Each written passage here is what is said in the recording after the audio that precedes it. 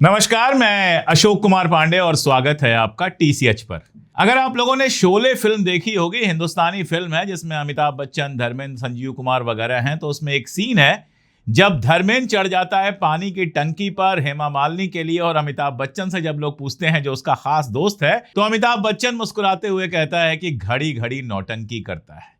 तो ट्रंप के कल के बयान देखकर मुझे बिल्कुल वही सीन याद आया, घड़ी घड़ी नौटंकी करता है। मतलब शाम को ट्वीट आता है उसका कि बस ईरान पर आज जबरदस्त हमला होने वाला है, होर्मुज को खुलवा देंगे, खार्ग आइलैंड पर कब्जा कर लेंगे, जैसे वेनेजुएला में हम वहां का सारा तेल मैनेज करते हैं वैसे ही ईरान का भी सारा तेल मैनेज करेंगे, ब्ला ब्ला ब्ला, दुनिया भर की बातें, जैसे बस एकदम आर्मी तैयार है और अटैक करने वाली है। सारे लोगों को लगा कि आज रात को ईरान पर अटैक होने वाला है, एकदम लड़ाई तेज होने वाली है, फला होने वाला है, ढिमका होने वाला है। और जब तक लोग इसको समझ पाते, जब तक इस पर बात कर पाते, तब तक उसका दूसरा ट्वीट आ जाता है और इस ट्वीट में वो कहता है कि ईरान के साथ डील फाइनल हो गई है, ये हो गया है, वो हो गया है, ग्रेट डील है और बस लड़ाई की अब कोई जरूरत नहीं है, वगैरह वगैरह वगैरह सारी बातें। तो 2 घंटे में 2 बातें उसकी आती हैं और दोनों एक दूसरे से अलग। जब पहला उसका बयान आया तो ईरान ने कहा हम तैयार हैं, आप हमला करोगे तो हमला करेंगे और हमला सिर्फ खाड़ी तक महदूद नहीं होगा, ये खाड़ी के बाहर जाएगा और इस बार जिस तरह की हम लड़ाई करेंगे दुनिया देखेगी। और जब दूसरा बयान आया तो ईरान के सोर्सेज ने, खासतौर पर फास्ट न्यूज वगैरह ने कहा कि यह झूठ है, अभी तक डील फाइनल नहीं हुई है। अब झूठ बोलना तो खैर ट्रंप का काम है। सीएनएन ने एक वीडियो किया, उसके ढेर सारे बयानात को मिलाकर एक वीडियो बनाया जिसमें यह आया कि 39 बार 39 टाइम्स ट्रंप यह कह चुका है कि डील बस फाइनल है, डील बस होने वाली है। तो अमेरिका का राष्ट्रपति महीने भर में 39 बार, यानी रोज एक बार से भी ज्यादा यह कह चुका है कि डील फाइनल हो चुकी है। और अगर कोई पलट कर देखे तो शायद इससे ज्यादा बार यह कह चुका है कि ईरान की आर्मी खत्म हो गई, नेवी खत्म हो गई, ये हो गया, वो हो गया। ऐसे आदमी पर कितना भरोसा किया जाना चाहिए और कितना भरोसा नहीं किया जाना चाहिए, यह तय करना मैं आपके ऊपर छोड़ देता हूं। फिलहाल कंडीशन यह है कि कल रात को कोई हमला नहीं हुआ। 2 रात से लगातार ईरान के ऊपर अटैक हो रहा था और ईरान पलटकर अटैक कर रहा था। कल रात को कोई हमला नहीं हुआ है, सिर्फ बयानों के तीर चले हैं, सिर्फ बयानों की बंदूक चली है, किसी तरह का कोई हमला नहीं हुआ है। और कल से आज तक अभी ट्रंप ने अपना बयान बदला नहीं है, जो अपने आप में बड़ी खबर है। घड़ी घड़ी बदल जाने वाला आदमी अगर 12-13 घंटे से एक ही बयान पे टिका हुआ है तो मान लेते हैं कि इसमें कुछ सीरियसनेस है। और एक्सियास, जिसके बारे में आप जानते हैं कि मैं लगातार कहता हूं कि ट्रंप को जो बात खुद नहीं कहनी होती है या दुनिया में जो माहौल बनवाना होता है वो एक्सियास के थ्रू बनवाता है। एक्सियास का ये कहना है कि डील ऑलमोस्ट फाइनल है, मुस्तफा खामनेई साहब का सिग्नेचर इस पर बाकी है, यानी मुस्तफा खामनेई साहब ने इसको हरी झंडी नहीं दिखाई है, बाकी सबने हरी झंडी दिखा दी है और ये डील होने वाली है। 1 मिनट को हम मान लें कि एक्सियास जो कह रहा है और जरा देख लें डील की शर्तें क्या है, तब समझ में आएगा कि असल में अमेरिका ने हार मान ली है। फाइनली ईरान की शर्तें मानी हैं और ईरान की शर्तों पर यह समझौता हुआ है। जब भी इस जंग का इतिहास लिखा जाएगा तो यही लिखा जाएगा कि अमेरिका बड़ी उम्मीदों के साथ गया था ईरान में, वहां के सुप्रीम लीडर को शहीद कर दिया था, वहां की लीडरशिप को शहीद कर दिया था, वहां एक स्कूल में 150 से ज्यादा बच्चियों को मार दिया, ईरान के अलग अलग शहरों में बमबारी की। लेकिन ईरानियों ने उस ताकत के साथ इनका मुकाबला किया कि फाइनली इनको पीछे हटना पड़ा और उन्हीं शर्तों पर समझौता करना पड़ा जिन शर्तों पर ईरान अड़ा हुआ था। अब आप देखिए इस जंग से हासिल क्या हुआ, इन समझौते की शर्तों को देखते हुए आप समझ जाएंगे। कहा यह जा रहा है कि ईरान कोई न्यूक्लियर बम नहीं बनाएगा, ईरान ये वादा करेगा कि वो न्यूक्लियर बम नहीं बनाएगा। कल वाले ट्वीट में भी ट्रंप ने यही कहा था कि ईरान न्यूक्लियर बम नहीं बनाएगा। अब आप देखिए ईरान न्यूक्लियर बम बना कब रहा था? ईरान के जो शहीद सुप्रीम लीडर हैं उन्होंने तो फतवा दिया था कि ईरान न्यूक्लियर बम नहीं बनाएगा। चाइना, रशिया, नॉर्थ कोरिया से उसकी दोस्ती रही है, 40 साल से सैंक्शन रहा है। अगर उसको एटॉमिक बम बनाना होता तो वो बना चुका होता। तो ईरान तो पहले ही कह रहा था कि एटॉमिक बम नहीं बनाएगा। तो अब अगर समझौते के बाद भी वो कह रहा है कि एटॉमिक बम नहीं बनाएगा तो ट्रंप साहब को हासिल क्या हुआ? दूसरा मामला है होर्मुज का। कहा जा रहा है कि इस डील के बाद होर्मुज खुल जाएगी, अमेरिका अपनी जो नाकाबंदी है वो हटा लेगा और ईरान वहां से कोई टॉल नहीं वसूलेगा। ईरान का अभी कोई कमेंट नहीं आया है, ईरान बजिद प्रसिद्ध रहा है टाल वसूलने के लिए, लेकिन यह फिर वैसा ही मामला है। होर्मुज तो हमेशा से खुली हुई थी। इस जंग के पहले होर्मुज खुली हुई थी। स्ट्रेट ऑफ होर्मुज पे कोई पाबंदी नहीं थी, जहाजें जा रही थी, जहाजें आ रही थी, किसी तरह का कोई टॉल नहीं था। यानी एक खुली हुई स्ट्रेट को दोबारा खुलवाया जा रहा है। 40 साल हो गए ईरान में इस्लामिक रिवॉल्यूशन हुए, 40 साल से इस्लामिक रिवॉल्यूशन का शासन ईरान में चल रहा है और 40 सालों से ही सैंक्शन भी लगा हुआ है। इसके बावजूद ईरान ने कभी स्ट्रेट ऑफ होर्मुज बंद नहीं किया। स्ट्रेट ऑफ होर्मुज खुला हुआ था। तो आप उस एटम बम को बनने से रोक रहे हो जो एटम बम बनने वाला ही नहीं था, और इसको अपनी जीत बता रहे हो, और उस स्ट्रेट ऑफ होर्मुज को खुलवाने का दावा कर रहे हो जो कभी बंद ही नहीं थी, जो सिर्फ इस जंग के चलते बंद हुई थी। अगर यह जंग नहीं होती तो स्ट्रेट ऑफ होर्मुज कभी बंद ही नहीं होती। तो जितना टॉल वसूला अभी तक ईरान ने, वो उसका फायदा ही है, नुकसान तो है नहीं।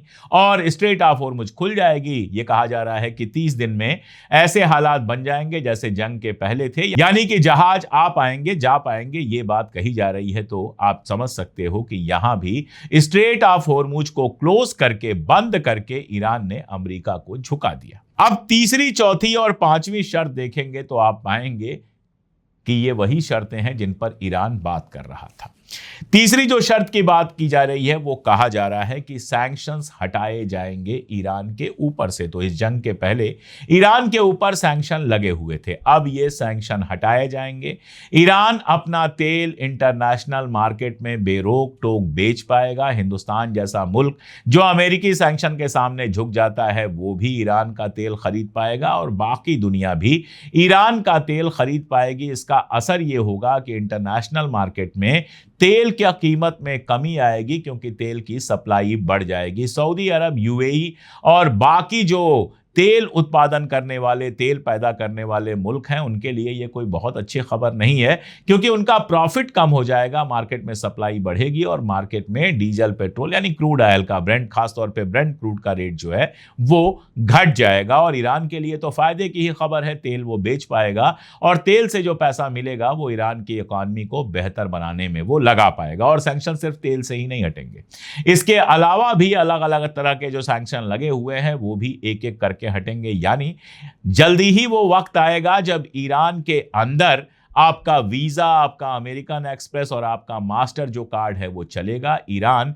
बैंकिंग सिस्टम से, इंटरनेशनल बैंकिंग सिस्टम से जुड़ जाएगा। ईरान अपना सामान इंटरनेशनल मार्केट में बेच पाएगा और खास तौर पे जो सस्ते ड्रोन उसने यूज किए हैं अमेरिका के महंगे जहाजों को गिराने के लिए, मतलब $2,500 के ड्रोन से उसने 25, 30, 35, 40 मिलियन के जहाजों को गिराया है। तो उन ड्रोन्स की और ईरानी हथियारों की बिक्री भी इंटरनेशनल मार्केट में होगी, ईरानी सामानों की भी बिक्री होगी और ईरान भी दुनिया भर से अपना सामान खरीद पाएगा। मतलब उसकी करेंसी पर जो प्रेशर है वो कम होगा और ईरानी इकॉनमी थ्राइव करेगी। ईरानी रियाल की वैल्यू डॉलर के मुकाबले में तेजी के साथ बढ़ेगी। तो बताइए, इस जंग से ईरान का नुकसान हुआ या फायदा हुआ? ये शर्त तो ईरान की थी। अगली शर्त पे अगर बात करें, ईरान लगातार कह रहा था मुआवजा, और मुआवजे से उसका मतलब ये था कि जो उसका पैसा दबा कर रखा है अमेरिका और दूसरे लोगों ने, जो उसके एसेट्स को फ्रीज करके रखा है, उसको डी फ्रीज किया जाए। यह शर्त भी अमेरिका ने मानी है। ईरान का कहना है कि जो ही ये एमओयू साइन होता है, कुछ अमाउंट आप रिलीज कीजिए और बाकी जैसे जैसे डील आगे बढ़ेगी, क्योंकि 6 महीने की ये सीज फायर की डील है, तो अगर इस 6 महीने में कंप्लायंस दिखाई देगा तो वो एसेट्स धीरे धीरे रिलीज किए जाएंगे। कुल मिलाजुला के ईरान ने 6 महीने में मेरे ख्याल से आधे से ज्यादा एसेट को रिलीज करने की बात कही है। यह भी ईरान के लिए फायदा है। बिलियंस ऑफ डॉलर जो डिफरेंट इंटरनेशनल बैंक्स में दबे पड़े हैं वो ईरान के फ्री होंगे। ईरान के अंदर डॉलर करेंसी आएगी तो जाहिर है रियाल की वैल्यू भी बढ़ेगी और ईरान के अंदर जो मुश्किलात पैदा हुई हैं वो मुश्किलात भी दूर होंगी। और आखिरी शर्त आप देखिए, ईरान शुरू से कह रहा था कि Lebanon is a red line, और जब लेबनान में बेरूत के ऊपर खासतौर पर इजराइल ने हमला किया तो ईरान ने पलटकर इजराइल के ऊपर जबरदस्त हमले किए थे और इजराइल और ईरान के बीच में जंग जैसे हालात हो गए थे जिसमें अमेरिका ने किसी तरह का कोई दखल नहीं किया था। अब जो ये समझौते का ड्राफ्ट सामने आ रहा है, एक्सियास जो ड्राफ्ट रख रहा है, बाकी जो सोर्सेस से ड्राफ्ट आ रहे हैं, उसमें बहुत साफ है कि लेबनान के मोर्चे पर भी जंग खत्म होगी। यानी इजराइल लेबनान पर अटैक करना बंद करेगा, बेरूत पर भी, और जो जुनूबी लेबनान है, साउथ लेबनान है, उस पर भी अटैक करना बंद करेगा इजराइल। और इसके साथ ये भी बताया जा रहा है कि जो लेबनान की जमीन पर इजराइल घुसा हुआ है वहां से वापस लौटेगा। जो दोनों की बाउंड्री, पुरानी बाउंड्री है, इंटरनेशनल बाउंड्री है, वो मेंटेन होगी। यानी कि हिजबुल्लाह और लेबनान के साथ लड़ना बंद करेगा इजराइल। हिजबुल्लाह लेबनान के अंदर फ्रीली फंक्शन करेगा और फिर आगे जो होगा वो देखा जाएगा। यानी लेबनान के अंदर ईरान का सपोर्ट बना रहेगा। अब आप देखिए, जब तक ये जंग शुरू नहीं हुई थी ईरान ऐसी शर्तें रखने की कंडीशन में था नहीं, और जब हिजबुल्लाह और इजराइल की लड़ाई चल रही थी तो ईरान ने दखल कहीं से नहीं किया। ईरान ने ड्रोन्स अवेलेबल कराए, ईरान ने हथियार अवेलेबल कराए, ईरान ने पैसे अवेलेबल कराए अपने रेजिस्टेंस के साथियों को, लेकिन किसी मोर्चे पर कभी वो लड़ने नहीं गया। इस बार पहली बार हुआ कि जब बेरूत के ऊपर दोबारा हमला किया सीज फायर के बावजूद इजराइल ने, तो ईरान ने सीधा दखल दिया लेबनान के मामले में और लेबनान की तरफ से अटैक किया इजराइल के ऊपर। और यह समझौता जैसा ड्राफ्ट आ रहा है वैसा अगर हो जाता है तो इसका मतलब इजराइल लेबनान के ऊपर हमले नहीं कर पाएगा और लेबनान की जो जमीन कब्जा की गई है वो कब्जाई हुई जमीन छोड़नी पड़ेगी इजराइल को। तो आप बताइए कि ईरान का इसमें नुकसान कहां से है? और अगर लेबनान के साथ साथ ये भी इसमें मेंशन होगा कि सभी मोर्चों पर लड़ाई खत्म होगी तो गजा के लिए भी ये बहुत अच्छी खबर हो सकती है। और एक बार ये लड़ाई खत्म होगी तो गजा के रीडेवलपमेंट का काम फिर से तेज हो सकता है। ईरान ये डिमांड करे कि इस रीडेवलपमेंट में उसको भी शामिल किया जाए। असर इसका यह हुआ, एक मजेदार खबर और आई कि सऊदी अरबिया जिसने लेबनान के ऊपर कई सारे सैंक्शन लगा के रखे थे, उसने बुधवार को यह घोषणा की कि लेबनान से जो सामान आता है उस पर 5 साल पहले जो हमने सैंक्शन लगाए थे वो सैंक्शन खत्म हो रहे हैं। अब लेबनान से फल, सब्जियां और दूसरी चीजें आ पाएंगी। असल में उस समय यह आरोप लगाया गया था कि नशीले जो पदार्थ होते हैं, ड्रग्स जो होते हैं, उनकी तस्करी हो रही है। इसकी वजह से सऊदी अरबिया ने लेबनान से सामान लेना बंद कर दिया था। अब वो लेबनान से दोबारा सामान लेने के लिए तैयार हो गया है। फल और सब्जियां सऊदी अरबिया में आ पाएंगी लेबनान से, तो लेबनान के लिए भी अच्छी खबर हो सकती है। गजा के लिए यानी फलस्तीन के लिए भी अच्छी खबर हो सकती है। ईरान के लिए तो अच्छी खबर है ही। अगर ये बुरी खबर है, अगर ये डील ऐसे ही होती है तो, क्योंकि देखिए मैं उन लोगों में से हूं जो एक्सियास और बराक राविट की खबर को हमेशा पिंच ऑफ सॉल्ट के साथ लेते हैं, थोड़े कम भरोसे से देखते हैं, इसको एक धोखे की कोशिश मानते रहते हैं। लेकिन मान लीजिए कि एक्सियास और बराक राविट जो डिटेल्स दे रहे हैं वो सही है, तो इससे अगर किसी का वाकई नुकसान हुआ है तो वो है इजराइल। एक तो ये कि इस पूरे मामले से, डील के मामले से इजराइल पूरी तरह से बाहर है। इजराइल को कॉन्फिडेंस में लिए बिना ये डील की गई है। दूसरा, 2 मोर्चों पे, लेबनान और गजा के मोर्चों पर उसको रोक दिया गया है आगे लड़ाई करने से। तीसरा, चूंकि अमेरिका नाटो से बाहर नहीं गया है तो तुर्की के ऊपर भी वो हमला नहीं करेगा। और चौथा कि इसके बाद वो मिडिल ईस्ट में किसी और मुल्क पर हमला करने से पहले 100 बार सोचेगा। शोले का ही एक डायलॉग है जिसमें गब्बर सिंह कहता है कि दूर किसी गांव में जब कोई माँ अपने बच्चे से कहती है कि बच्चा सो जा नहीं तो गब्बर आ जाएगा, तो बच्चा सो जाता है। तो अब ईरान जो है वो मिडिल ईस्ट के गब्बर की तरह उभरा है इस पूरी जंग के बाद। अभी तक जब भी इजराइल के साथ जंग हुई और खास तौर पर अगर अमेरिका ने साथ दिया तो वो जो भी शहंशाह बादशाह था वो पूरी तरह से बर्बाद हो गया। चाहे आप सद्दाम हुसैन को देखें, सद्दाम हुसैन ने जो ही पीएलओ का साथ देना शुरू किया, इजराइल के खिलाफ बयान देना शुरू किया, उसी के बाद उनका डाउनफॉल शुरू होता है और फाइनली सद्दाम हुसैन हमेशा के लिए खत्म हो जाते हैं। आप लीबिया के गद्दाफी को देख लीजिए, उनका भी यही हाल हुआ है। तो जहां जहां इजराइल की मुखालफत हुई है, जिसने जिसने इजराइल की खुली मुखालफत करने की कोशिश की है, उसको बर्बाद और तबाह करने में आज तक इजराइल कामयाब रहा है। यह पहली दफा है मिडिल ईस्ट के अंदर कि अपनी पूरी कोशिश के बावजूद ईरान में आप वो रिजीम चेंज वेंज तो छोड़ ही दीजिए, ये सब करने में तो वो बुरी तरह से नाकामयाब रहा है, जंग में ईरान को हराने में नाकामयाब रहा है। और टेबल पर बैठकर जो डील हुई है उसने वो साबित किया है जो ट्रंप ने राष्ट्रपति बनने से काफी पहले लिखा था कि ईरान से कोई डील जीतना बहुत मुश्किल है, जंग वो भले हार जाए लेकिन डील में कभी नहीं हारता। ये बात सही साबित हुई है, यानी डील में भी ईरान ने वो सब हासिल किया है जो इजराइल के लिए चिंता का सबब हो सकता है। कहा यह जा रहा है कि इस डील में पाकिस्तान के साथ साथ कतर ने भी बहुत इंपॉर्टेंट रोल निभाया है, लगातार अमेरिका और ईरान के बीच में बातचीत कराई है। और यह भी कहा जा रहा है कि समझौते पर जो सिग्नेचर होगा वो इस्लामाबाद में नहीं होगा, वो जिनेवा में होगा। और जिनेवा में जेडी वांस जाएंगे, राष्ट्रपति ट्रंप नहीं जाएंगे क्योंकि मुस्तफा खामनेई नहीं आएंगे। मुझे याद आता है कि आयतुल्लाह खामनेई के समय, इमाम खामनेई के समय किसी ने उनसे कहा ट्रंप को आपने कोई मैसेज नहीं दिया है या इस तरह की कोई बात कही, तो उन्होंने कहा कि मैं ट्रंप को इस लायक भी नहीं समझता कि मैं उसका कोई मैसेज लूं या उसको कोई मैसेज दूं। तो इमाम खामनेई के वारिस हैं मुस्तफा खामनेई, वो कतई नहीं जाएंगे ट्रंप से मिलने के लिए, ना ही ट्रंप को ईरान बुलाएंगे कि आओ और मिलो। तो ट्रंप का जो ख्वाब था कि मुस्तफा खामनेई के साथ उसकी तस्वीर आए और उस तस्वीर के बाद फिर से वो एक बार कहे कि देखो नोबेल शांति पुरस्कार मुझे मिलना चाहिए, वो ख्वाब तो पूरा नहीं होगा। कहा यह जा रहा है कि जेडी वांस जिनेवा जाएंगे, उनका जो साजो सामान है वो पहुंच रहा है जिनेवा में, जहाज तैयार हो रही है। और मुझे पूरी उम्मीद है कि ईरान की तरफ से पेजेश्कियान जाएंगे और अराक्ची जाएंगे, और अगर समझौता होता है तो जिनेवा में यही लोग समझौते पर सिग्नेचर करेंगे।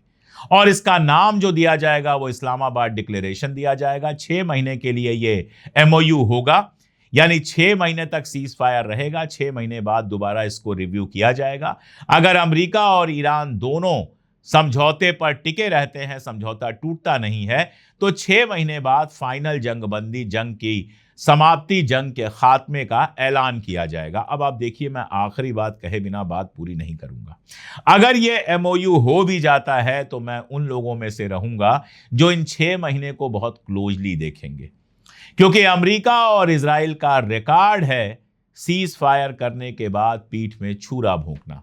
और मुझे लगता है कि ईरान भी इस बात के लिए तैयार होगा कि 6 महीने तक ट्रिगर से उंगली नहीं हटानी है, क्योंकि किसी भी रात अचानक बम गिर सकते हैं और वहां कुछ लोगों को निशाना बना सकते हैं। हम सब चाहेंगे ऐसा ना हो, लेकिन ऐसा होने की भी पूरी संभावना है।